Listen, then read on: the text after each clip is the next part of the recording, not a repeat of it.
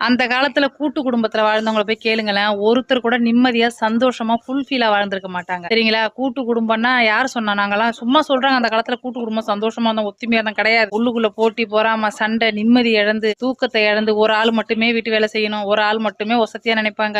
சம்பாரிச்சு குடுக்குறவங்கள மட்டும் உயரத்துல வச்சிருப்பாங்க. சம்பாரிக்காதவங்கள ஒரு மாதிரி வச்சிருப்பாங்க. கம்மியா சம்பாரிக்கிறவங்க ஒரு மாரி இருப்பாங்க. அதிகமா சம்பாரிக்கிறவங்கள ஒரு மாரி நடத்துவாங்க. குழந்தை இல்லவங்க கூட்டு குடும்பத்துல குழந்தை இல்லாதவங்கள ஒரு மாரி பேசுவாங்க. இருக்கிறவங்கள ஒரு மாரி கொண்ட நெறைய விஷயம் கூட்டு குடும்பத்துல தான் கொடுமையே நடக்கும். அத என்னமோ பெருமையா சொல்றாங்க. அப்பலாம் நாங்க சந்தோஷமா அந்த கூட்டு குடும்பத்துல ஒரு பெர்சன்டேஜ் கூட உண்மை கிடையாது. இன்னொன்னு கூட்டு குடும்பம்னா, நம்ம ரெகுலரா ஒண்ணு முக்கியம் சாப்பிடுறது. அந்த சாப்பாடு மட்டும் உங்களுக்கு நெனச்ச நேரம் சாப்பிட முடியாது.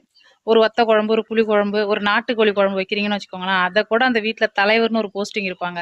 நெறைய சம்பாரிச்சு குடுக்குறவங்கன்னு ஒருத்தவங்க இருப்பாங்கல்ல, அவங்களுக்கு புடிச்ச மாரி தான் வைக்க சொல்லுவாங்களே தவிர, என்னைக்குமே கீழ இருக்கிற உங்க ஆசைக்கெல்லாம் அங்க வேஸ்ட்